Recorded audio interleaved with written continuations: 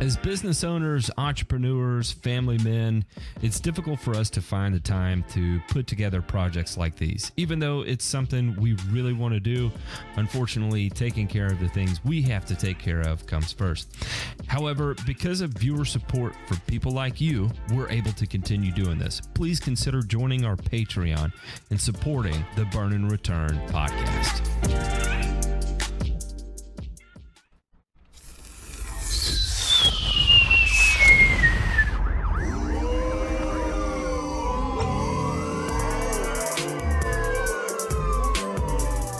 You're listening to Burn and Return, a weekly 1-hour podcast covering news from the agricultural and turfgrass industries.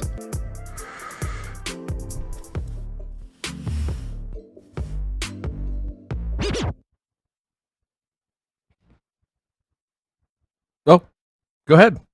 J-Pink? Well, I'm Light it making up. eye contact with Light it up. everyone, so, let's see.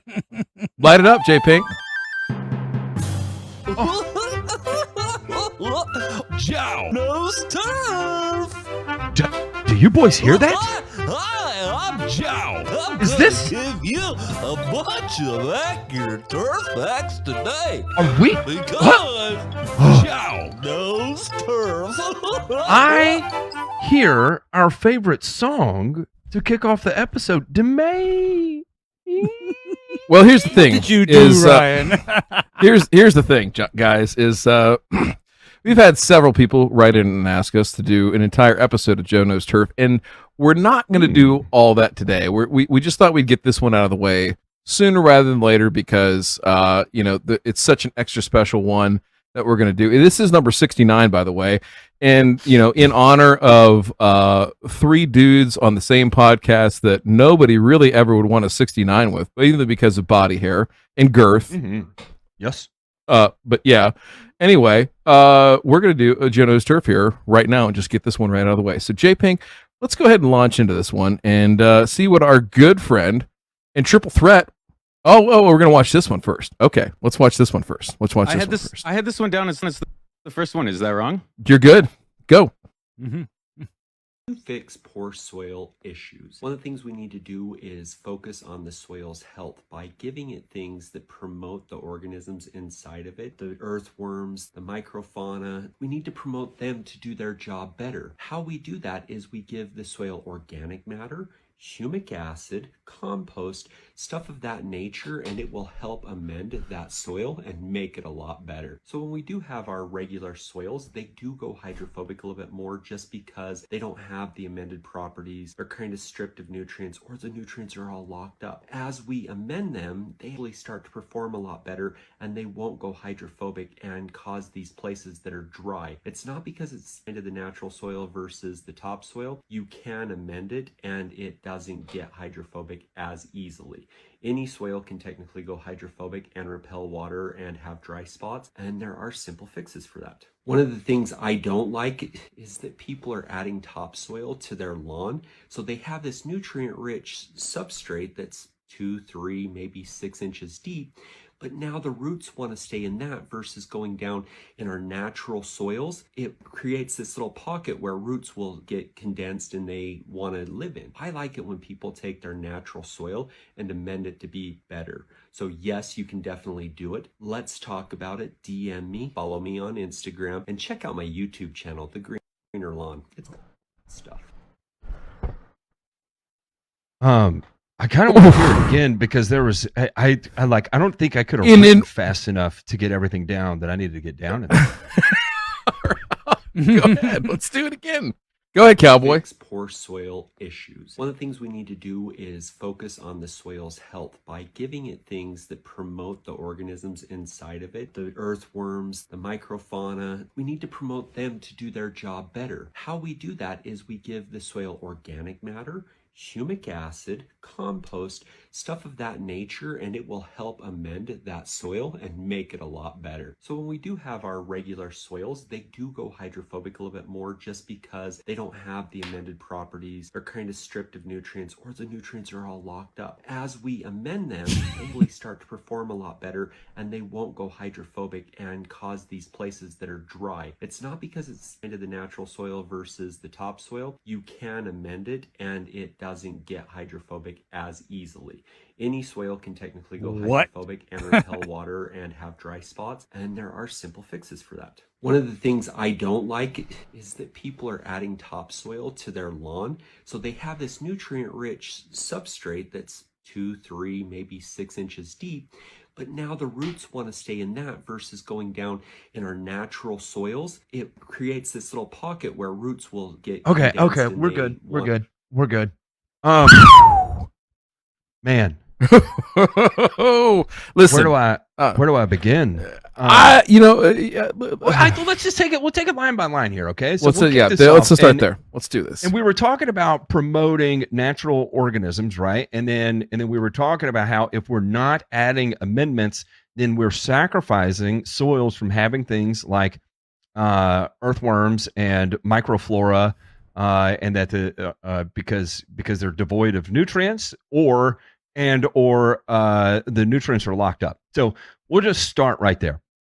First and foremost, I want to put this out there. You can take completely sterile sand, right? Completely sterile sand, and get anything growing on it that is a plant, right? And it could be nightshade, it could be a maple tree, it could be a monoculture stand of turfgrass if you want.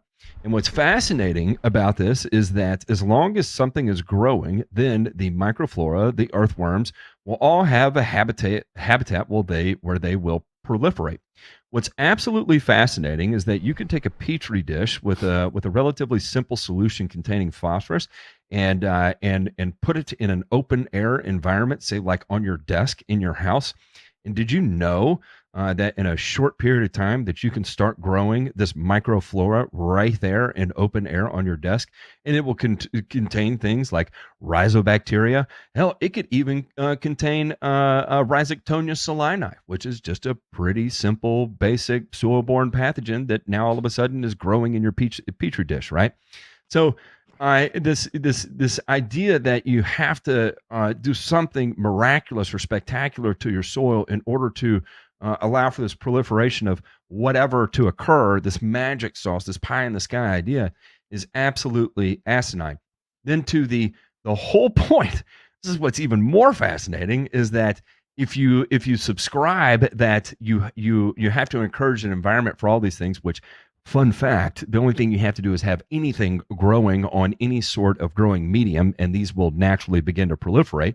But by having something growing there, the whole point of these organisms and why they proliferate in these areas is that the idea of locked up nutrients become unlocked by these organisms, right? So it doesn't matter if they're locked up, because due to things like exudates and other types of bacteria and the microflora that exists in the soil, they solubilize these relatively insoluble compounds in order to make them plant available. It's the beautiful thing about soil-plant interaction to begin with, is that plants will end up inevitably developing the type of growing medium it needs to unlock nutrients, and that without any special amendments whatsoever.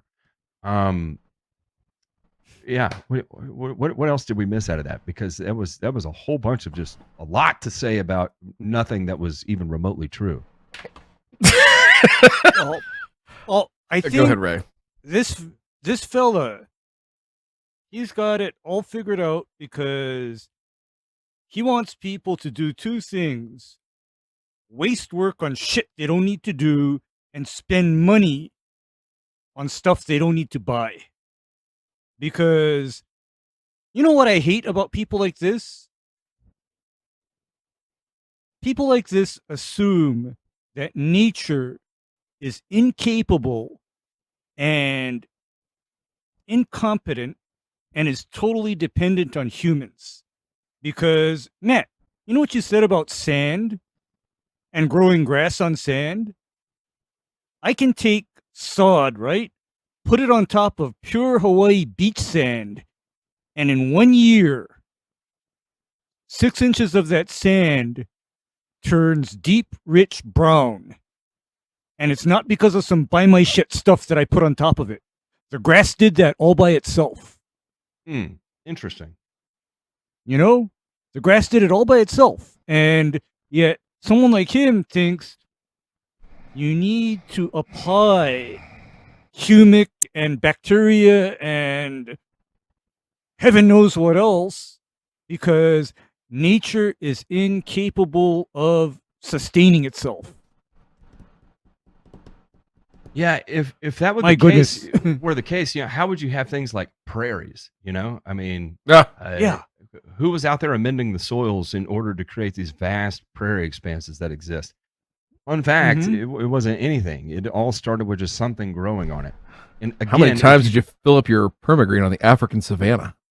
None. Good None. point. Go ahead. I'm And sorry. I interrupted. how many people have grown a houseplant and then all of a sudden they get like white flies? You're like, how's that possible? It's in a completely controlled environment, but all of a sudden I've got white flies, or I've got aphids on plants I'm growing indoors in a completely controlled environment. It's fascinating that nature finds a way to be able to do these things. And so the idea of crappy soil is number one, is a complete and total farce, right? It's there has to be a defined reason to establish that it's crappy soil. And the idea that it's lacking in microflora or microfauna or it's too excessive in locked up nutrients is not a valid reason for having crappy soil. Now, if you want to say you have crappy soil and it's tainted with high amounts of arsenic and lead and mercury and aluminum and has a pH of 4.1, then I mean that's really toxic soil. That's not going to grow anything, right? That's crappy soil, and no amount of microflora and humic acid and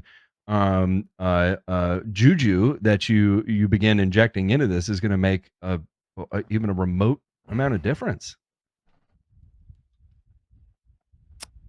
Listen, there was a lot that was packed in here, and I think the way that you have to unpack this is not what is said, because there's a lot of erroneous information or information that's put in such a way to think that you need to do something, right? In order to act. And I think we'll see that, and we'll talk about that more as the night goes on. But the overwhelming thing here is, number one, soil health. Okay, let's get this out of the way. Is that nobody is able to yet define what that really means. That can cut across different geographies, different soils, different grass types, all that kind of stuff. It doesn't exist yet. There are methods and ways to measure soil, essentially as one sample, right? But as far as correlating that data to anything that's meaningful as far as plant production and health, specifically to turfgrass, doesn't exist right now. Okay, so just stop using that term, until we have a better idea of what's going on there. Secondly, okay, the whole idea that, soil can be hydrophobic, yes.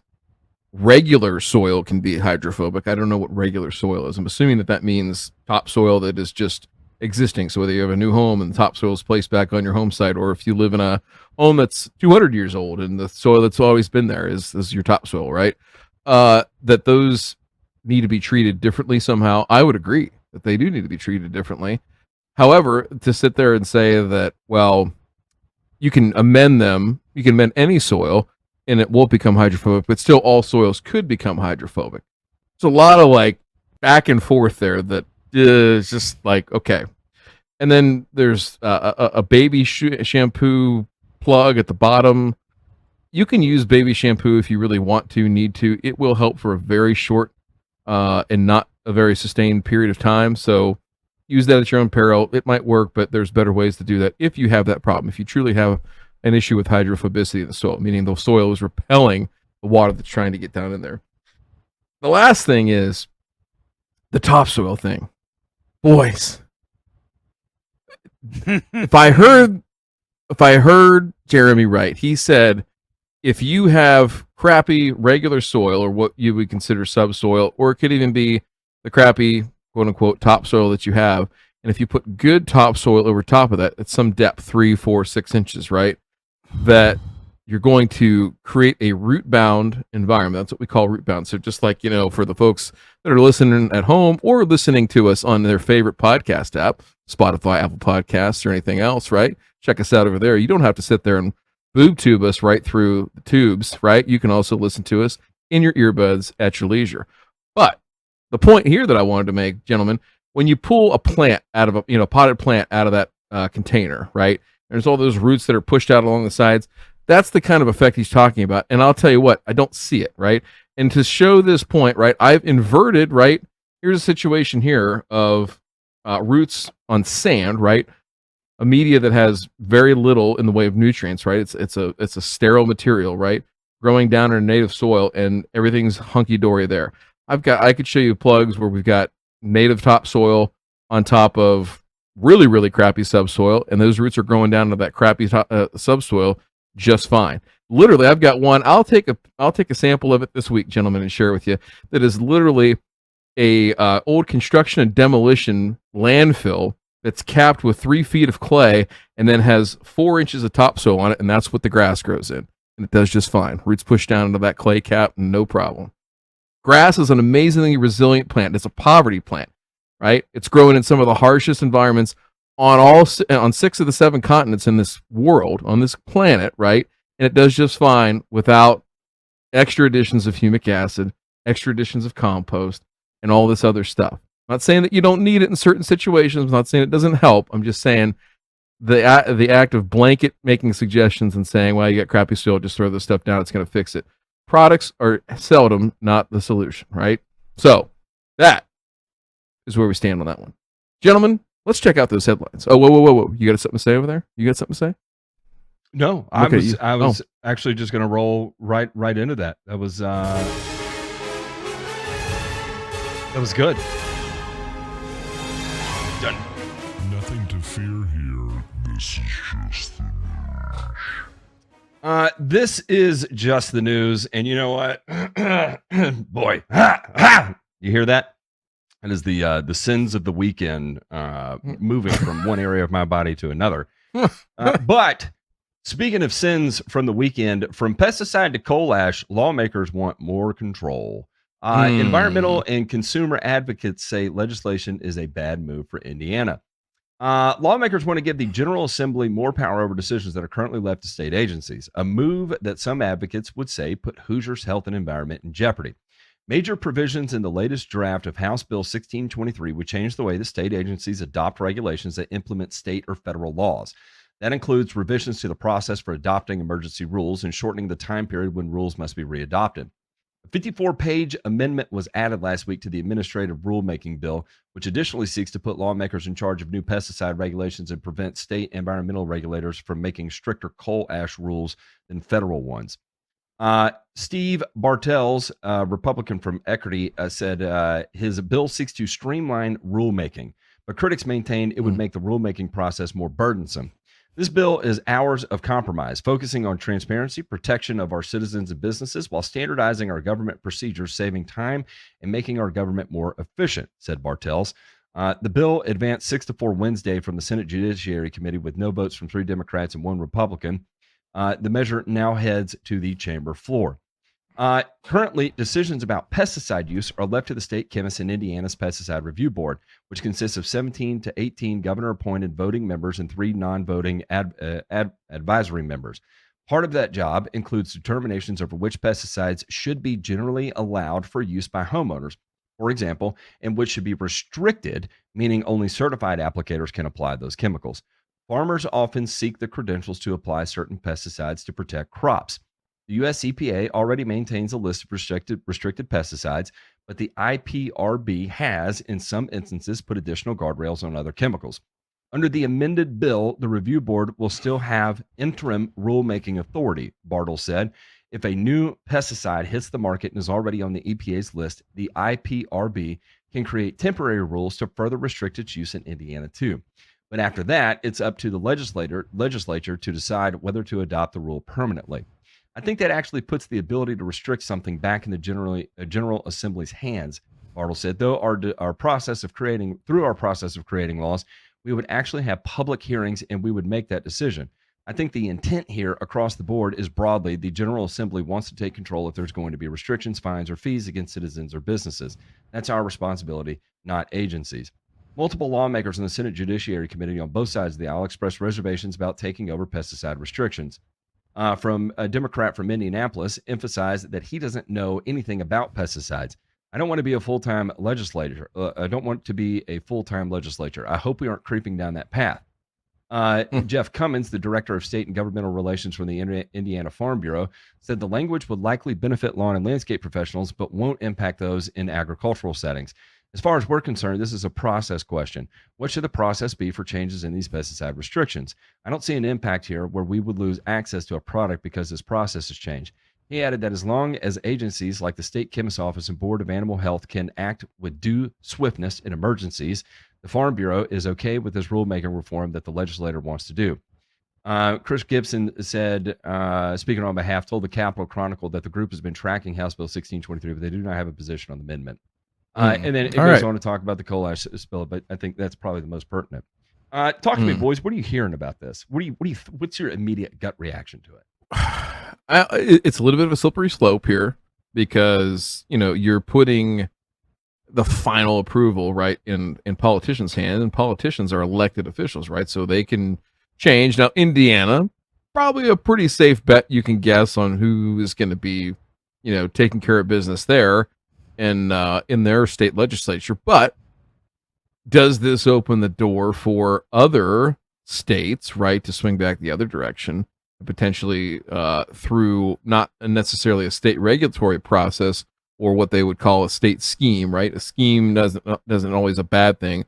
State scheme could be laid out in legislation from years and years, if not decades ago, about what the process is internally from an agency standpoint to approve or decline the registration or use or rules around certain pesticides, Ray.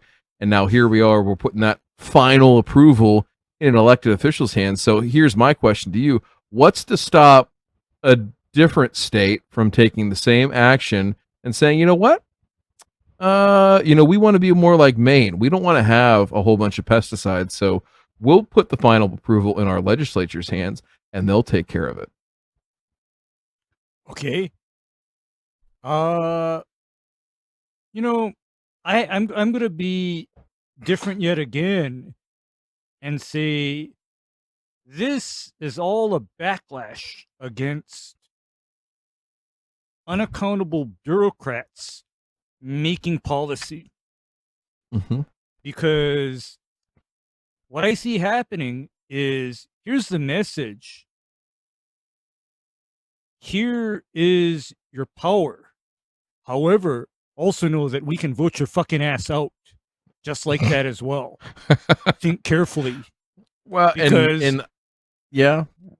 here's the thing is that, you know what? I have firsthand experience with how unaccountable bureaucrats can just hold things up, because for years I've been telling you guys about my chlorantraniliprole misadventures, right? No, yeah. And unaccountable bureaucrats are the reason for that. And similarly, what if I told you that up until a few years ago, I couldn't even legally use sulfentrazone in Hawaii? Really? All because of an unelected bureaucrat. That person had to retire from the Department of Health and be replaced by somebody that was more open to allowing that within Hawaii. That's the only way I got that material. So, overall, this to me is literally democracy and accountability in action.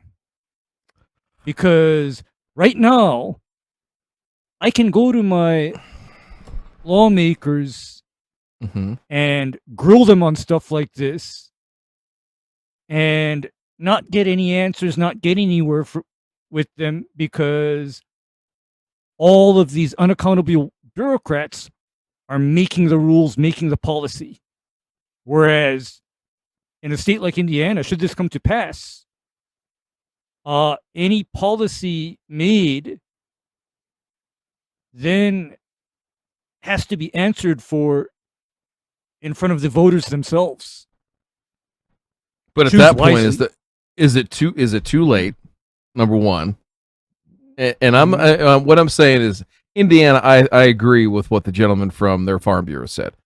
Ain't nobody have nothing to worry about in Indiana. And nothing's going to go away. Everything's going to be fine, right? But if you're in a different state, if you're in Minnesota or Maryland or a place like that, and I'm not sitting there casting stones. I'm just saying, like, the same method or process could be used to unduly influence, or in some cases. And when I say unduly influence, I mean that, you know, it's a little bit easier to coerce a politician than a bureaucrat that's got a retirement, 30 years, and a lot less to lose, right? Or a lot more to lose, I guess, from their standpoint than, you know, elected office, right? Most of the people that are seeking elected office are going to be just fine if they get voted out. Now, on the flip side of that too is, let's say that it's in a state where people are anti-pesticide, and there is a, you know, a legislative majority, right, that feels the same way. Who's to say they can't pass this same type of law and go and say, well, no, we don't like chlorantraniliprole anymore. We're going to get rid of that. It's really, it's got a long residual in the soil, and that could be bad for us. We don't want to do that. And off we go. Yeah, what happens then? Off we go. Well, here's what happens is that in that case, decisions then have more cause, effect, and correlation associated with them, in that it goes back to people themselves and the public at large, in that, no, it is on you to think hard for what the heck you're voting for. Think real hard. Because what I see happening is, with unaccountable bureaucrats, there's also a sense of complacency. Why the fuck even bother voting? Because nothing matters, because all of these people actually making the policy and making the rules are so insulated from any actions of their decisions. You know, they're so insulated from the consequences of their decisions. So that's how I'm looking at it, because then people themselves actually need to start educating themselves and say, hey, yeah, we can get everything banned right now. We can do it. But then people also have to think, what is the reality of having a government that actually does that? Because, you know, the backlash against the green movement in Europe, Mm-hmm. that all started based on the policies put forth by unelected bureaucrats. People themselves did not petition the government and say, we want to shut it all down and go back to the Stone Age. People didn't ask for that. Because what I think actually happened, or the reality set in, is, hey, we shut down all the farmers. Guess what? No more milk, no more cheese, no more butter, no more meat, no more eggs. We're going to be eating fucking bugs for dinner. That's what's next. And I don't know what it would take for that to happen or something like that here. I just know that from a standpoint of using this in this legislative oversight, it can be a good thing. And I don't mean that to say that we need to have every last pesticide available to us, no demand, that's ever been created, but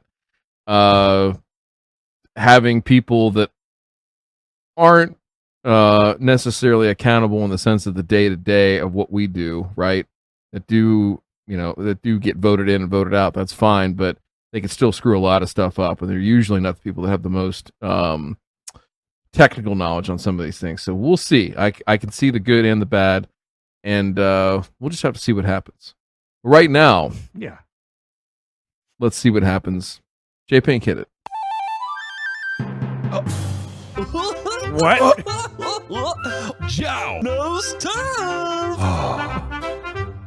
Ryan. Hi, I'm Jow. I'm gonna give you a bunch of accurate turf facts today because Jow knows turf. Now, listen, because this is number 69, it usually, for most people, takes several attempts. You know, you get a cramp, you get a pube in your mouth, somebody farts. Like, it takes a couple of, you gotta, so we're going to take another crack at the Show Knows Turf thing and see how it goes here. So, J Pink, let's go ahead and roll that beautiful bean footage. Because also, I have Headway G waiting for next month per the calendar, but I'm hearing it's okay to start now if you see damage or not. Yes, if you see damage or you have a history of disease problems in your lawn this time of year, apply the fungicide. Like, do not wait until you see it, you see the problem. Because here's the thing, once you see it, it's not like you apply the fungicide and on that same day, it's going to stop, right? It's going to get a little bit worse from the time you start noticing it, then it'll stop, and then the lawn will begin healing. So if in April, like in my lawn, if you see where you have you've had disease problems in your lawn this time of year, do not wait till May to get your preventative fungicide down. There are some people that apply fungicide when soil temps get into the mid 50s. There's people that do that, and they'll do another one now. So they'll do one like in early March. They'll do another one now. For most people, unless you have a history of disease problems, that's typically not necessary.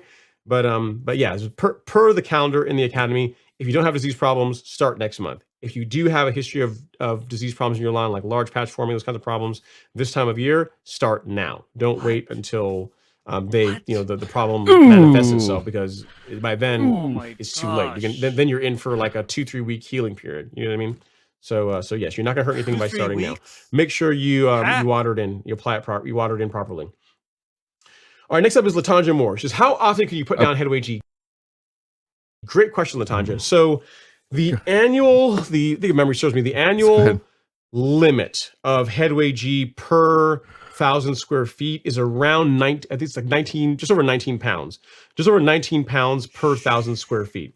So if you take like the higher end of the application rate, so 4 pounds, that's about four-ish applications, between 4 to 5 applications per year. Here's the thing though, I would not do 2 applications of the same fungicide in a row, like within, let's say, in other words, say in the springtime, right? Let's say like right now, this time of year, you're having a disease problem in your lawn, right? You do an application of Headway now. You do another application 21 days later. That should clear it up. You really shouldn't be a problem from there on out. But let's say you get around to like July and there's like some summer patch or some other problem coming in your lawn, which again, shouldn't be an issue, but that's happening. In that case, if you can, I would rotate to a different fungicide. So a good option, it can be another, it can be like Headway is a 3-in-11, and Pillar SC is also a 3-in-11 mode of action. So you could rotate to Pillar. You could rotate to like a 336F, like the Clary's product. You could rotate to that. But what I'm trying to say is, even though you're able to do 4-ish applications in a year, that doesn't mean I would necessarily pause. Just real quick, I got to stop here for 1 second. Does anybody have a measuring cup that has ish on it? I just need to know where I get one of those. Can I go to Golf Course Lawn Academy and get an ish measuring cup? All right, play the fucking video. 4 applications of the same fungicide in a row. You know what I'm saying? So you can do like 2 with this, and if it happens to be that you still have a disease problem in your lawn, again, you really shouldn't. But if it happens that you need another one, like during the growing season, I would rotate to something else. So again, Pillar SC is a good option. The Clary's is the 336F is also a good fungicide as well to use. So yeah. So, and the same thing for this. This is rated at, it's 5. I think it's 5 applications per year. So it's 1 ounce per 1,000 square feet, no more than 5 in a calendar year.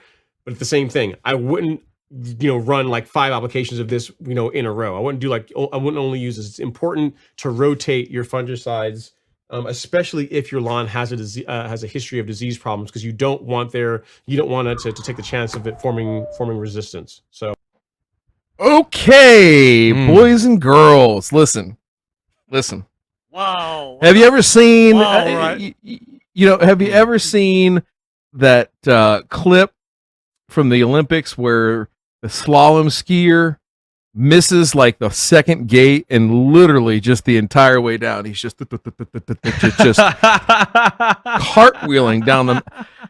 You just watched a reenactment of that with somebody trying to explain fungicides. That listen, I'm sure he's a nice guy. He's got a lawn, and that this is like peak Dunning-Kruger. Like, the answer should have been, I can tell you what the label says, but beyond that, from a contextual standpoint, from an experience standpoint, I don't know. All right, Ray, let's go to the Joe Knows Turf here, because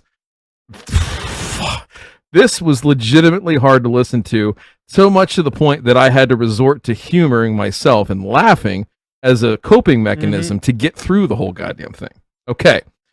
That being said, first, can you quickly explain Frac codes real quick and what Frac codes are? Because we're talking about groups of fungicides. So real quick, kind of just lay the landscape out for us, 30,000 feet. Okay. A Frac code is the specific chemical mode of action of an individual fungicide, active ingredient. And the reason why the Frac code was laid out is because there are so many different actual individual chemicals, but many of them have the same mode of action. For example, Ron Henry said something about a group 3. And if I'm not mistaken, group 3, I believe, is a demethylation inhibitor. I know them as DMIs. And among your DMIs, you've got propiconazole, you've got myclobutanol, you've got triadimethan, you've got tritaconazole, you've got a whole host of others. And then when you go 11, I believe that is the strobilurin fungicides. And what have we got there? We've got azoxystrobin, we've got pyraclostrobin, we've got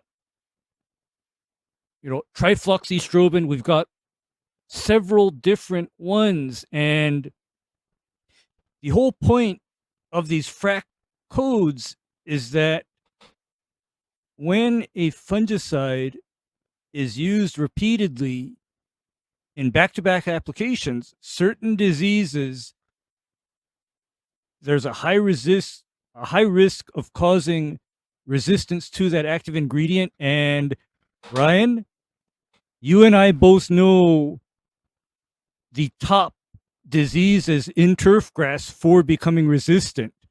Dollar spot, right? And Pythium, right? Pythium can become resistant, and when it becomes resistant, you are foobarred. And okay, go ahead. And here's the thing about misusing a group 11 fungicide, also known as a strobilurin. Do you know what happens when you repeatedly apply a fungicide to an area, even though you don't happen to have that active disease occurring, but you repeatedly apply it? Do you guys know what happens? Resistance. Enlighten me. Okay. What you do is you basically prime that area to have an outbreak of a resistant pathogen like Pythium. Because you see, Pythium is a soil-borne disease that appears when environmental conditions are right, and you're also dealing with a susceptible host. So In other words, by somebody throwing out Headway G and Pillar SC willy-nilly over their lawn several times over the season, to me, they are just asking and begging to have a Pisium outbreak. And likewise, what they're also doing is they're also repeatedly exposing the dollar spot pathogen family to repeated exposures to the demethylation inhibitor fungicides. And by the way, resistance to DMI fungicides is a nightmare on golf courses, because when that It's a comes nightmare up, anywhere. no, well, when it comes up, that knocks out the inexpensive and cost-effective, Time's up. you know, It's over. option for dealing with dollar spot. I mean, that just knocks out a go-to, because you know what happens when dollar spot is no longer susceptible to DMIs? Then fungicides like Eagle, Balaton, and propiconazole stop working on dollar spot, and you're on trouble. You're in trouble. You're behind the 8 ball, because what you got left are the other fungicides within the Frac code that they're newer, and along with that brand new shiny package comes the brand new price tag, because now you're looking at products like the SDHIs, you're looking at products like the dicarboxamides, which are old chemistries, but they're expensive chemistries. And then you're also looking at older stuff still, like PCNB. And somebody asked me on the Discord about PCNB. And here's what I know about PCNB. PCNB is essentially a few molecules removed from DDT and lindane. So guess what the EPA thinks about PCNB? It's done. It's over. It's gone away. It's going away, isn't it, Ryan? No, it's out gone, of yeah. here. So the thing is that when I see somebody messing around with fungicides and they don't know what they're doing, and they're doing it in such a way that they're going to give rise to the superbug, I'm cringing. Okay, I'm honestly cringing, because the defenses that we had against resistant diseases, they're all going away, because EPA also doesn't like mancozeb or chlorthalonil either. And mancozeb and chlorthalonil were my favorites, because I knew that when they were part of the fungicide program, I reduced my risk of resistant pathogens, because mancozeb and chlorthalonil are what's considered multi-site contact fungicides that kill mycelium and spores on contact in a very multi-site process. Because you see, these newer fungicides, they all act by specific interference or inhibition with one chemical process within the disease. And the problem with only working on that one site is that it's very easy for natural selection and Darwinism to take effect. And before you know it, you have a disease or a pathogen that has evolved to resist that chemical action. It's not that hard to do. So, Ron Henry, if you don't know what you're doing with fungicides, stay out of it. Thank you. So there's a few things here I want to make sure we're clear on. Number one is identifying the actual disease that you have before choosing a product, and picking a rate of said product that you're going to use, and even more specifically, a timing of said product that you're going to use. Yes. Because making curative applications in the spring for large patch, let's say, which is what I think Ron was talking about, at this juncture might not be the best thing. I'm not going to say there's not cases where that doesn't need to occur. However, just a blanket statement like that is just wrong. The idea here of mixing up or rotating fungicides is generally accepted, but it's not necessarily a hard, fast rule. You do have turf pathologists, right? Some of the best to come through, which will sell you, use it till it doesn't work anymore. And I'm not advocating that right now. I'm just saying that there's other schools of thought out there that take place. So people should know that and understand that. Now, rotating from a 3 and 11 to a 3 and 11 is not rotating. It's completely irrelevant. Not only that, but no. So here's a good site brought to you by the Ohio State University, of course. And I'll see if there's a more updated one. This one is from 2020. I know there's been some new chemistry that's come on the market since. None of it really is labeled for home lawns, though. So there actually is a home lawn and lawn care applicator one. I will get that one, and we'll link that up in the show notes. But go ahead and scroll down there to group 3 there real quick. Slide up. And I want you to look at the 5th column on the right. And they're talking about the resistance, the propensity for resistance. If you'll notice, all those group 3s of the DMIs, high levels or high propensity for resistance, right?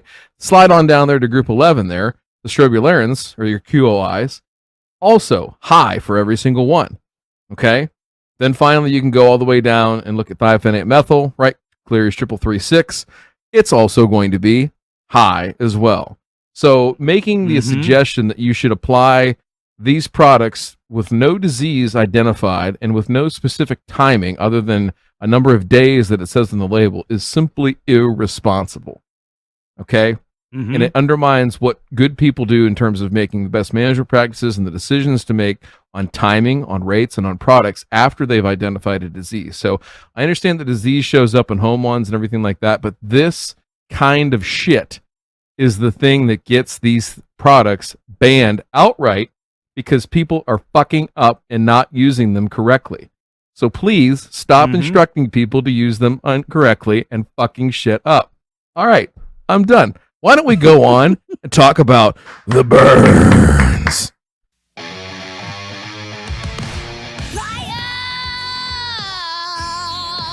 Boys, if I haven't said it before, I just want to reiterate, I fucking love you guys so much. And I mean that from the absolute bottom of my heart. I fucking love Is this you just guys. because, listen, is this just because we're on 69? No. Yes, kind of. Not really. All right. Okay. I All got right. a lot of emotions going on. But I shaved my the balls this reality is episode. this. Oh, sorry. Is that I am, you know, when you've been involved in this long enough to the point that it starts to make you borderline crazy, it becomes difficult to articulate the things that you want to say in such a way that comes across as even remotely communicable, right? And that's why you have instances of me turning into the type of human being I become when I get approached by someone like Justin, right? I lose all thoughts of reason and sanity and propensity to be able to say whatever it is that I actually have going on, and so I default to what I feel most comfortable with. And as a young dumb Southern boy, I just start to scream and yell and hoop and holler a whole lot. But what everything that was just put together there was I'm going to steal someone else's word that I hear used a lot. And that would be shout out to John Perry, but he I feel like he holds the rights to the word robust at the frequency at which he uses it. Yeah, it's a common one of his, and so I'm going to steal it. I'm going to be like that. The arguments and the reason why those arguments are valid and needed and should persist throughout the social media lawn care space is because of just how robust of the arguments and definitions as to why it should exist or did. I don't know. I'm repeating myself, but God Almighty, it was just fucking beautiful. I love you guys, man. I absolutely love you guys. We love you That too. being said, this week's burns, it is not the gonorrhea that's burning. It is the city of Largo. Turns out they were selling contaminated fertilizer. Yeah, you're right. It could have been both. Did the Can I get gonorrhea compost? Is that is that organic artisan compost? If it can be spread through urine, then chances are it can be passed into your compost. So it's. What if I piss into a toilet of Pillar SC? There's a lot of bodily fluids that make their way into toilets. I mean, I'm sure there's lots of guys that run to the toilet to go finish their gonorrhea laden whatever finish they have in there. So don't want a UTI. I would say it makes it into the compost at some form or fashion. But Richard must have been about something. Feared for months that the city of the city of Largo was selling fertilizer tainted with a toxic element that can cause cancer at high concentrations. Mushabin is a Biosolid operator at the city's wastewater reclamation facility, where he helps treat human sewage and convert it into fertilizer products. Those products are sold to private companies who spread the fertilizer pellets on the lawns, parks, and golf courses. The city was selling fertilizer contaminated with cadmium, he alleged in January 2022 whistleblower letter to state federal environmental regulators. Goodness. When he tried to stop the sale, his supervisors told him to stop monitoring cadmium levels, he explained. More than a year after must have been right to raise those red flags, both the U.S. EPA and Florida environmental regulators are lobbying penalties at the city after an investigation proved the city illegally sold more than 1,000 tons of cadmium contaminated fertilizer. The city now faces $100,000 in fines, records show. We all have a responsibility for public safety and health, much have been said in a recent interview with the Tampa Bay Times. This went on for months and months. The cadmium was high, and they should have been getting rid of it. High exposures to cadmium can cause cancer, according to the National Cancer Institute, and studies have tied cadmium exposure to reproductive issues. Low exposures over time can cause cadmium to accumulate in kidneys, causing kidney disease and fragile bones. Between March of 2020 and December of 2021, the city sold cadmium-contaminated fertilizer that violated acceptable federal levels, according to a final order signed in late February. What does it go on to say here? It exceeded the ceiling by 229%. Is that bad? Not 1x, not 2x. Yeah, 2.29x. Here's the thing. This is coming out of where? Out of Tampa Bay, if I caught that correctly. Mm-hmm. Yeah. Florida. What fertilizer blender and packager is out of the I mean, they sold in big box stores, didn't they? The blender. Yeah. What was the name of that Biosolid product? Bionite. The big box store Biosolid. Was that what it was? That was the big box store. No, they brand? had a different name for it. They had something else. They had a different, didn't they? They had a different name for it, but cadmium. Yikes! I mean, you know how we go on and on about forever chemicals. Cadmium to me is the ultimate forever chemical because there is no way to detoxify or neutralize it because cadmium is a heavy metal. Okay? It is not an organic compound. It is an actual metal. And here's a fun one for you. In another time, fungicides for turfgrass used to be made with cadmium chloride or cadmium carbonate. Did I ever tell you the story, Ray, about this is a good friend of mine is a sales rep. He had a guy calling up lawn care operator way out in like Northwest Ohio in the boonies, and he says, "Hey, I got this stuff out here that I need you to come get rid of. Can you recycle it for me?" And he's like, "Yeah, what is it?" "Oh, it's a fungicide." "Oh, no big deal. No big deal." He rolls in there and he calls me immediately. He's like, "Have you ever heard of a fungicide called Caddy? CADDY?" Caddy? Well, oh shit. shit, Brian. This dude had like 10 gallons of this stuff just sitting at the shop, and he was like, "I mean, hey man, you don't think I can use this?" Oh yeah. So anyway, no. Here's my question on this story, Matt. For you is, what kind of due diligence from a blender standpoint goes into sourcing materials like this, and how much do you think it will change, if it will change in the next, I don't know, year, 2, 3, with all this, shit kind of bubbling to the surface? It won't. Yes. 813 King. That's what I was talking about. Who's out of there? I believe. Yeah. Sunnyland is the blender. I don't know. They may be buying from Tampa Bay Biosolids, because and for those who don't know how the biosolid industry works, it works like this, right? You're in an area and you're a fertilizer blender, and people call you and they're like, "Hey, I've got this amount of material that I need to get rid of." And sometimes it'll be like a business has gone under and they're offering you bulk amounts of some random input, or it'll be a local municipality that has stockpiles of biosolids, and they'll be like, "Hey, I've got 1,000 tons of Class A exceptional quality biosolids, and then I've got 60,000 tons of Class B." And Class B requires a different set of tracking and all that to go in. Class A doesn't, right? And they're like, "Okay, yeah, what do you want for the Class A?" And they're like, you pay us $25 a ton, and FOB, meaning you pay for freight, and you get it to the door, right? And as a fertilizer blender, you start running your numbers, and you're like, "Okay, I can include the biosolids at 25% of a blend. It's only costing me $25 a ton to include it, so it's dropping my cost per bag by about we'll say 18%. It's dropping the cost of my bag, but I can put in a 20% premium on it because it's now a hybrid blended fertilizer." And so the way that math works is that you come out to the big good by having this hybrid blended fertilizer, right? And that's where it stops, right? Because as a fertilizer blender, and no fault to fertilizer blenders, but you are so locked in on commodity, it's very difficult to make margins, right? And if you're selling, 1,000-ton blocks to agriculture, and you're selling hundreds of ton blocks to fertilizer distributors, you're making on average 10%.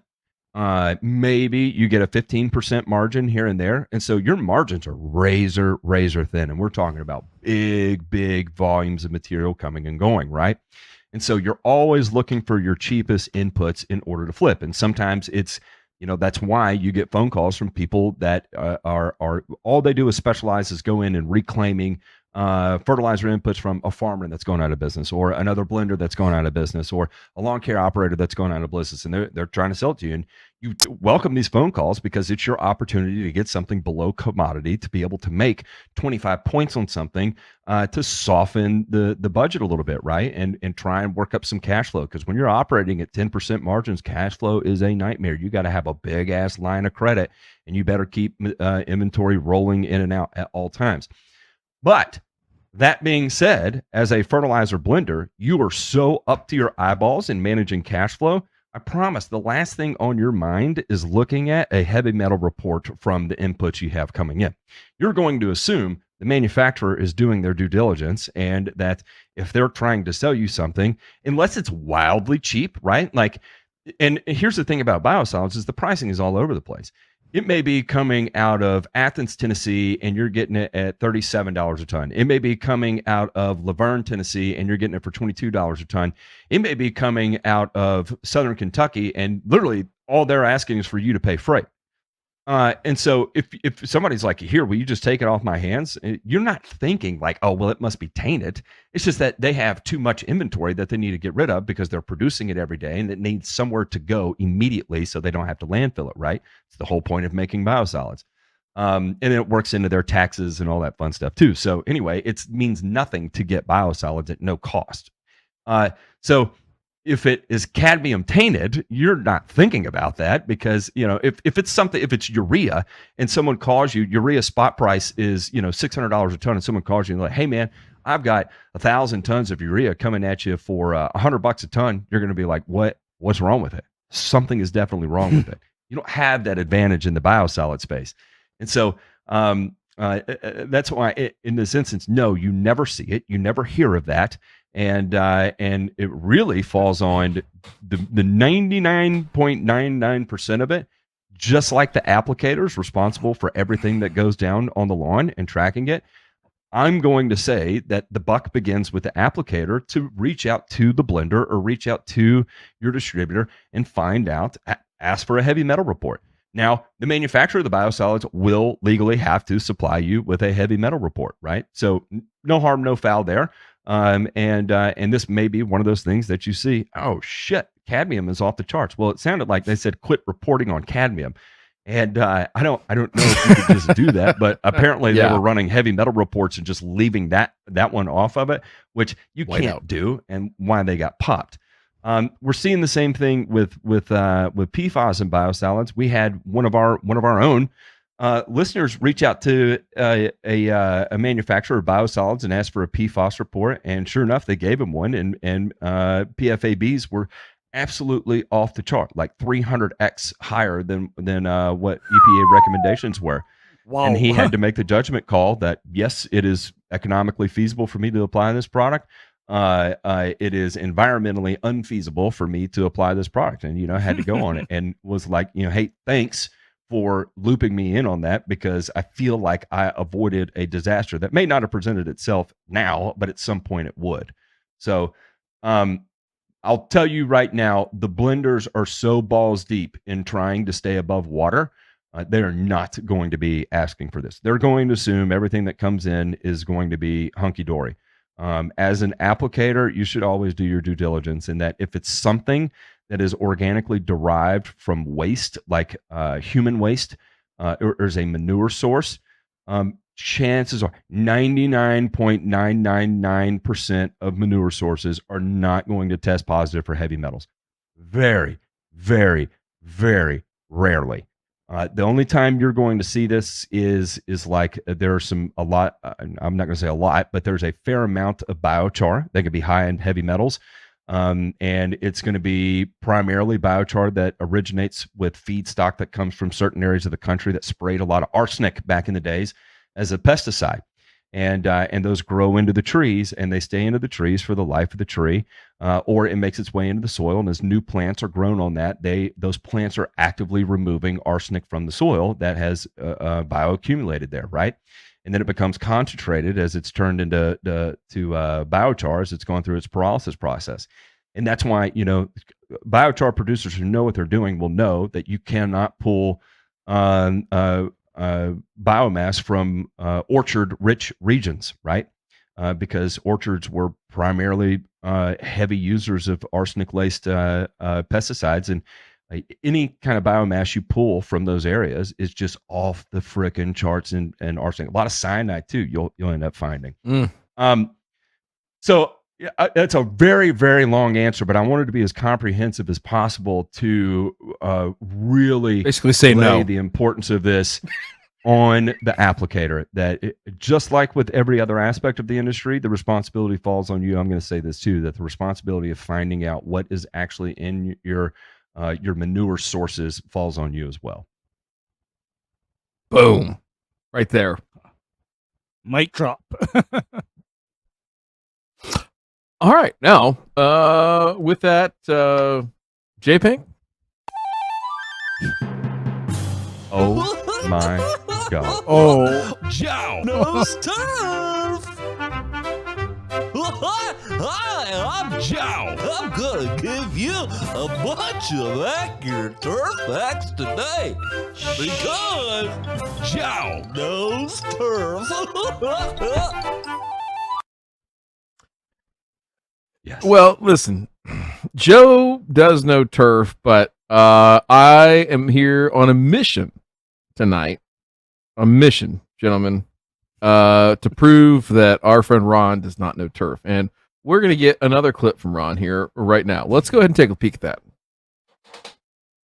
That's F. He says, Ron, thanks for all you do. How can I bring up my boron levels? I'm sitting at 0.13 in the soil test. The soil test says, okay, cool. I got you. Speaking of, So for your boron levels, what I would say, Lance, is if you go to the golf course lawn store, go to shop, and then go to the lawn fertilizer section, which is highly curated, by the way. And you go to Nutrizolve. This has got all of your micronutrient demands covered. In Nutrizolve, you will find boron, copper, chelated iron, molybdenum, manganese, and zinc. So your boron levels are a little bit low. This will correct that because it has it, right? So the application rate for Nutrizolve is 6 ounces per 1,000. So 6 ounces mixed with a gallon of water sprayed over 1,000 square feet. And that will help correct your boron levels. It'll help bump those up. So that is what I would smokes. Okay.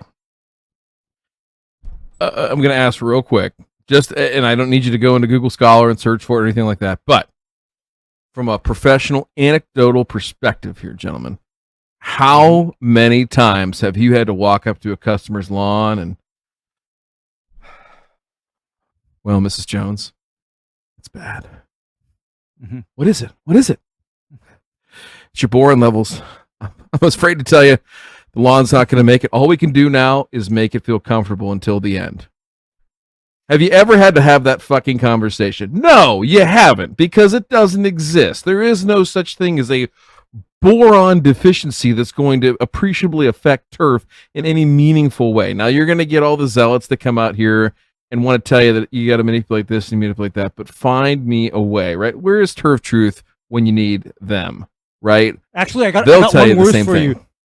All right. Where's Travis Shaddix? Because I would love to hear his take on this. Oh yeah, Travis would probably dig in on this one too, for sure. He would get hot about this.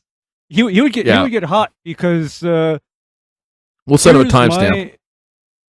Here's my experience: is that I've never had an instance where boron was the limiting nutrient in a turf area. Never. However, Go ahead. But wait. But I remember dealing with a landscape where part of my nutrient application for that landscape involved a 1/2 ounce of borax per 1,000 square foot applied one time. Oh yeah. Yeah, the old 20 mule team, yeah. 20, and the reason why I had to do that is because that landscape did have obvious issues with, number one, the palm trees, and number two, the woody shrub ornamentals. Those are the plants that can exhibit boron deficiencies. But you know what? That guy's emerald zoysia lawn had no freaking problems. And so I skipped applying the borax to his lawn. Serious. Now listen, here's the thing: is the part that really chaps my ass about this is that, number one, okay, there's only two things that are happening here, right? One is ignorance, right? You don't know that. Hey, boron, who cares? Hey, bro, like just don't worry about that. Worry about NPK. You're fine, and then sell them on your NPK. Like if that's the route you got to go, and you got to sell the sizzle. Sell your sizzle where it matters, right? Like this is making other people think, oh man, my boron levels are down. The only thing I can do is go onto this highly curated website of bullshit and buy this fucking product that really isn't going to make a difference, right? Other than to make people feel good about their numbers. So listen, I took the advice from the original Ron Henry clip that we just watched here a few minutes ago about fungicides, okay? And I was worried because, we're about to be into the, the hot, wet weather way, and we trudge around in wet, muddy fields and all this other stuff during construction season. I'm worried about athlete's foot. And even though I'm not seeing athlete's foot yet, I went to Ron Henry's curated website, highly curated website. And you know what I did? Boom. Tough acting actin all over my entire body so that I have no sores or spores or anything else that's going to hurt me or somebody else, because that's how we 69. All right, let's go on to those returns.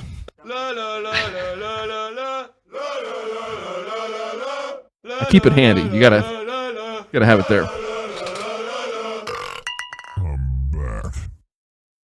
Big news here, and this actually is legitimately big news, and big news for those that manage cool season grass. So if you manage cool season grass, perk your ears up, because there is a new tool in the toolbox. Finally, the EPA has expanded the label for Syngenta's Manuscript to include use on cool season turf.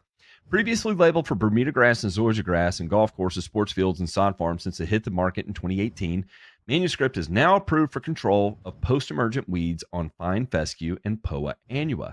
Strange. So your fescue guys, your Kentucky bluegrass guys, you're going to have to go ahead and pound sand. But the fine fescue and people that manage Poa annua greens, guess what? You've got some hot sauce in your back pocket. Using the active ingredient pinoxidin formulated with the surfactant, Manuscript is labeled for control of a host of post-emergent weeds, including Bahia grass, Dallas grass, coastal sandbur, large crabgrass, smooth crabgrass, tropical signal grass, tropical carpet grass, kikuyu grass, paspalum, ryegrass, and torpedo grass. It can be used anytime where weeds are actively growing, including the heat of summer. It's formulated with the built-in safener that speeds the metabolism of pinoxidin and desirable turf to help improve turf safety without sacrificing the control of mature, difficult-to-control weeds. Anyway, a little bit more. It talks about the surfactant it has in it, and it can be cannot be tank mixed with phenoxy herbicides, similar to like fluroxapyr is going to struggle with some phenoxy herbicides as well too. Anyway. Here we go. So those who manage Poa greens and fine fescue. Now, I will say this. Are you going to see tropical signal grass or tropical carpet grass in a Poa annua green? No, you're not. Nope. But in terms of diversifying your efforts at controlling large or smooth crabgrass, now you got something. In the event that you do begin to see Dallas grass in your area where you have Poa greens, which I would say that's becoming closer to reality now. I'd say it's not widespread, Cincinnati. but you might see it every here and there starting to pop up. Probably some areas in PA too, right? Now you have an option to go after that. Well, previously you were really limited at what you could do. So interesting kind of turnout there. That's actually pretty damn cool for the cool season, guys. Yeah, I don't know. I mean, well, it's going to say, Ray, is like I think the target market they're going after, if you go look at their website and kind of dive a little bit deeper, they're looking at it on the fine fescue side more so for like natural native areas, like on golf courses, where they let stuff grow up and it's all wavy in the breeze, everything like that. Two questions for you. One, the on low cut, do you think there'd be any difference, right? Low cut fine fescue at 3/4 of an inch, something like that, or 1 inch. And then the second thing is, tell me more about the safener that is speeding the metabolism. Are there other products that have that, and how does that work? Okay, first of all, this Manuscript product? It is actually way more effective on lower cut turf. In other words, you need to be at fairway or tee height at minimum in order for this to be more effective. And by the way, I was part of some trial work with this product here in Hawaii. So I've kind of seen it in action. And here's the problem with this pinoxidin plus metabolic safener technology. It is actually not that effective on mature stands of the targeted grassy weeds. It actually works a lot better if you can get it early. In other words, for us here in Hawaii, it was really disappointing on the goosegrass and the Dallas grass that was in the field for like 2 years. It didn't really impress us. It may work differently if you're in an area where the grassy weeds reemerge from seed annually. It may be different. And as far as this safener technology, there is another herbicide using safener type technology that I understand is due to be released later this year. It's another Syngenta product. And here's its feature is, Matt, this product will make it safe to apply trifloxysulfuron to St. Augustine. Now that is interesting. Okay. And the safener package that is present in this Syngenta product, soon to be released, also mitigates the effect of fluazafop on both St. Augustine and zoysia. So therefore, you can apply an effective dose of fluazafop with this new herbicide and cause substantial injury to Bermuda grass, Bahia grass, and other grassy weeds. I just thought it was interesting when I saw it. Go ahead, Ray. I'm sorry. But the whole thing about this manuscript herbicide and this pinoxidin is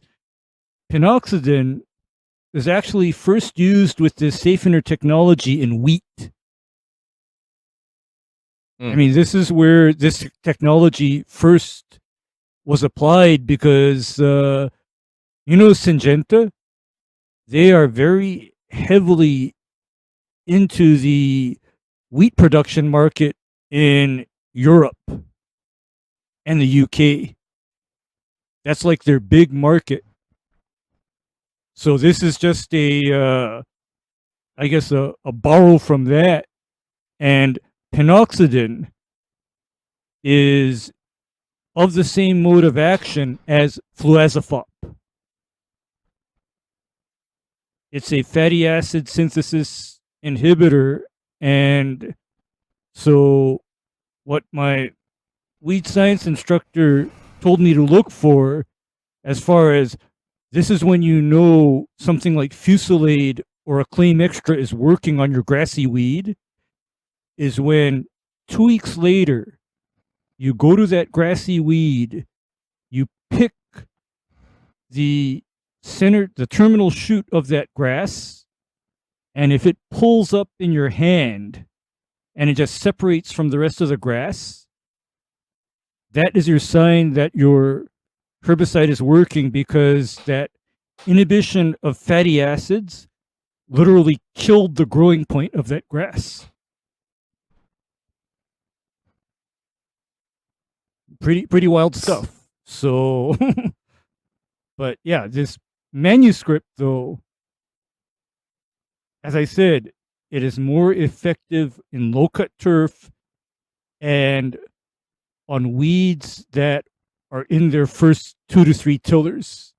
It is not as effective on established or mature grassy weeds. Like, I wouldn't throw this out on late season goosegrass, for example. No good. It would be disappointing. And I wouldn't do it on Dallas grass that has become perennial in like Texas. I would do something else to it. So it's kind of like I don't know, because my feelings about manuscript are, it is a product. However, from what I've seen of it, it has not delivered the level of performance that I would expect. Interesting. Harsh words for Chem China. Sorry, Syngenta. That's who it is. With that being said, do we check the Before we do that, oh shit. Oh man. Joe knows turf. Oh my Hi, I'm Joe. I'm gonna give you a bunch of accurate turf facts today because Joe knows turf.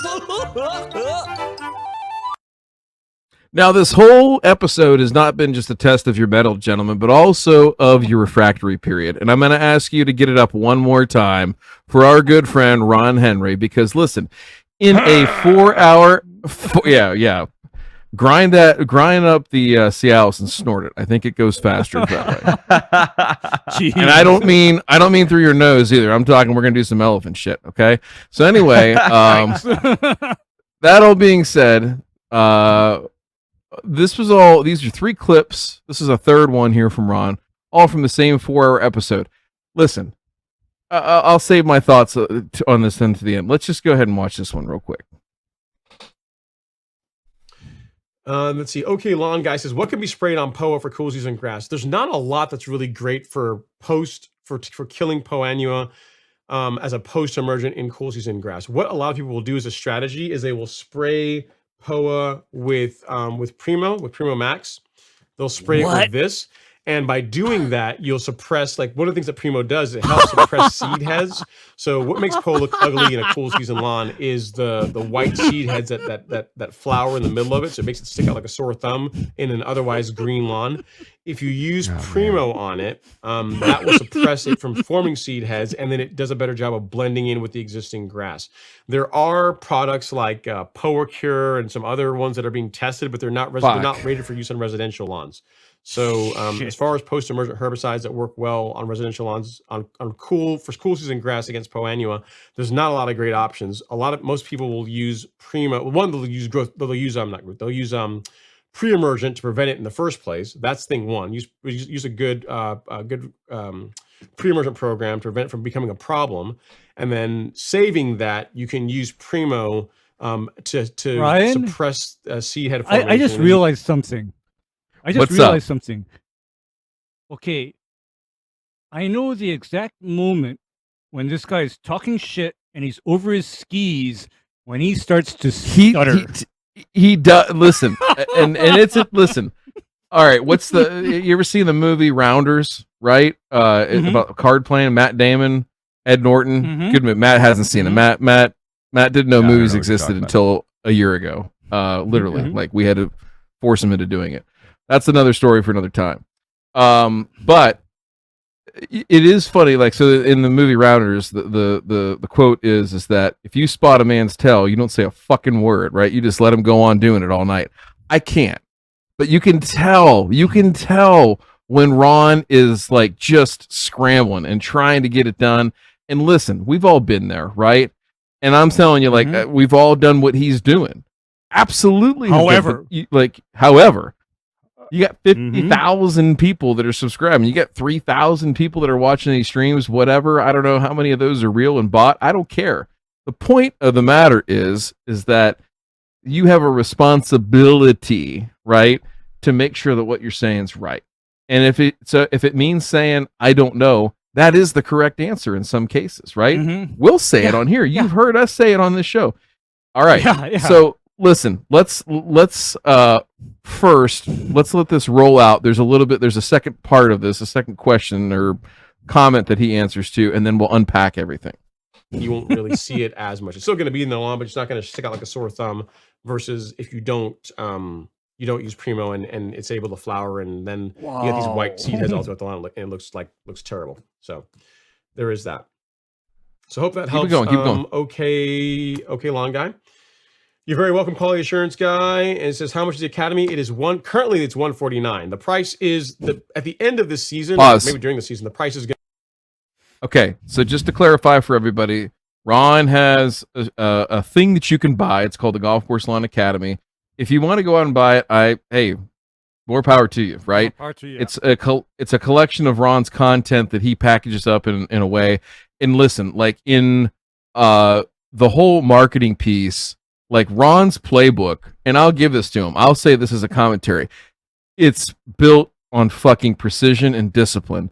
And there are a whole bunch of other verticals across a whole bunch of other markets where, again, you start with authority building, you start with content marketing, then you build out courses and other things, right, that become passive income sources and all this stuff. Then you start selling products, and you do these things to engage with people, and you make it look really cool and fun and easy and all that kind of stuff. And listen, I get it. What he's doing is executing a business plan. He's doing it very well. But on the flip side of that, from a technical standpoint, it irks people like us. And I know that he'll come back and say, well, you guys just aren't smart enough to do it. You know what? We do it the way we want to do it, Ron, which is we sit here and we jaw about this shit. We don't have anybody to chop it up for us. We don't have anybody to sit there and fuck around with it because, you know what? We don't have time. All we do is we put it out as it comes to us, and people, you know, enjoy it. So we're not trying to monetize this bitch to make a whole bunch of money, and it is what it is. Now, that being said, Golf Course Lawn Academy, let's let him get a plug in here for this real quick, and we'll dice this up. Go ahead. Going to go up again. It was $99, then it went up to $149, and then I'm going to be adding more content to it. this season, and the price will increase again. So, and the nice thing is you buy it at this price now, it doesn't, like, you get the new content for no additional cost, but it is going to go up over time. So when more content gets added this throughout this year, it's going to go up again. But right now it is $149. You buy it once and you own it forever. Now listen, we do, this is special, this is important too. This is kind of related, semi-related. We do know somebody that dropped out their last semester in the Golf Course Lawn Academy, and it was in protest. It was in protest. Well, listen. He got expelled. He got expelled, guys. Those are semantics, really. But he was so close, and the only reason he did it though was he staged a protest because the $99 version didn't include mowing and irrigation. You know, two things that are, you know, kind of fucking important to growing grass. But, you know, whatever. $99, that's all the further it gets you. But Sean Smith, hey, by the way, Sean Smith, loyal listener, been on the show before. We love this guy, and congratulations to him and his wife. They just had a child, a little boy. So congratulations to them. Thank you, Sean, for listening. Hopefully you're not listening right now. So anyway. All right, so let's go back to Ron's whole thing about Primo on Poa and seed heads. Okay, as long as the internet is around and, you know, Teachable is around, yeah, it's you will have access to it. There you go. Pause. Okay, so listen, for all of our fatalistic views about, you know, that the world's going to come to an end, death, destruction, end of humanity, all that kind of stuff. Hopefully, Teachable will be around, and people will rebuild human civilization through the Golf Course Lawn Academy. That's our only hope. Now, back to the technical arguments here of what Ron's putting forth here related to Poa. Ray, I know you don't deal with Poa a lot, so let me school you real quick on what he's saying and how it's absolute motherfucking bullshit. Pardon my language, but this is fucking bad. Actually, Ryan, I've looked into some of this whole thing about Poa and PGRs. And I learned something horrifying. Because... What? Okay, here's the long and short. The golf courses that use Trinexapac ethyl primarily and exclusively on their greens and fairways, they stand a high risk of converting their entire golf course to pure Poa. Because here's what happens. Poa is not negatively or adversely affected by Trinexapac or Primo. It is not. There are other PGRs where you start using those other PGRs on your turf. The Poa is negatively and obviously affected by those PGRs, but then I was cringing when he was telling his listeners to go spray Primo on their lawn to suppress Poa annua, because I know a little differently in that you do that and you might convert your entire freaking lawn to mostly Poa if you keep it up. It depends. It depends on that. Now, so let's unpack what you're saying, because there is some validity there and there's some good research to back this up. And I'm all about Joe Knows Turf, not just making fun of shills and people that pander to dumbass motherfucking bullshit. Again, pardon my language, but this guy's got me fired up tonight. Now, that all being said, here's a couple of things. Let's talk about the Poa effect, or the effect of Trinexapac ethyl, the active ingredient Primo, on Poa. Now, here's the thing that was understood well before, like 15, 20 years ago, right? Is that you're absolutely right, that when you regulated with Primo, with Trinexapac, that bent would become more regulated than the Poa would, right? And you could see nominal gains, right, year over year with Poa. That was an anecdotal thing that was reported by superintendents in a lot of different locations, okay? So on the flip side of that, right, here comes Bill Kreuzer and Doug Soldat, and they start doing the growing degree day work on Poa greens, bent greens, and all this other kind of stuff. What they find out is that, yes, there is a difference, and specifically within, we talk about Poa, and we're referring to Poa annua, right? Annual bluegrass, right? There's also Poa annua variety reptans, which is a perennial type of annual bluegrass, variant, if you want to call it annual. Yeah, it's a variant. Right? Yeah. Okay, so the other thing that we find out too through Kreuzer's research too is that Poa pratensis, Kentucky bluegrass, also has this weird effect where sometimes it works and sometimes it doesn't, and more often than not, it doesn't, right? It doesn't have the same effect as far as growth regulation and inhibition, right? So that's what's going on, is that basically through science we figured out that, and I know Joe loves science, so I got to make sure I mention that S word, is that there's different regulation properties. All right, now to this with respect to seed heads, what he said is absolute total bullshit. Primo has no net effect. All right, no net effect on seed head production within POA. The way that you can do this, and I would not recommend this for any homeowners, and because especially the seed head that you're going to see more often is Kentucky bluegrass and not POA annual or annual bluegrass, right? Is when you mix Proxy, which is ethifon, that's the active ingredient, which is a synthetic ethylene, along with Primo. And essentially the way that that works, right, is that you pull back on the growth lever with the Primo, right? And you surge forward with the synthetic ethylene product with this ethifon or the Proxy, right? And what that does is it surges the seed head production at the time of a critical time when it's starting to push out seed heads, that seed head becomes really, really small because it's been growing so fast and the plant's pulled back so much on the growth of the actual entire plant that you've made it really, really small and you can't really see it. And that's how you inhibit the seed head. Doing it with just Primo doesn't do a goddamn thing. So, Ron, you're fucking wrong. Go home. Get that Golf Course Lawn Academy updated. I'm going to need that on my desk tomorrow. All right, gentlemen, any mailbag questions? No. None. No. That was super anticlimactic. All right, we're going to end it. We're going to go here. It's now number 69. That means we're going to 70. We crossed over 100,000 podcast downloads here, at least on the one platform that we track it on. We know that there's more, but if you listen to the podcast, great, thank you so much. If you don't, and you sit there and struggle with keeping YouTube open on your phone, or you're paying for YouTube Premium, don't do that shit. Okay, go to Spotify, go to Apple Podcasts, go to Google Podcasts, which we talked about in the pre-show. Nobody uses Google Podcasts. Even Google Podcasts' mom doesn't use Google Podcasts. But if you want to, go ahead. Surge, if you want to ban me too and kill me, bye, whatever. But bottom line is this, is go check us out on your podcast platforms. Review us, rate us, give us a comment, do something like that so it gets up to the top. We want to be the #1 podcast in the green industry and lawn care space because, you know what? We're some conceited assholes. We love us some us, and we're better than all those motherfuckers. So bye.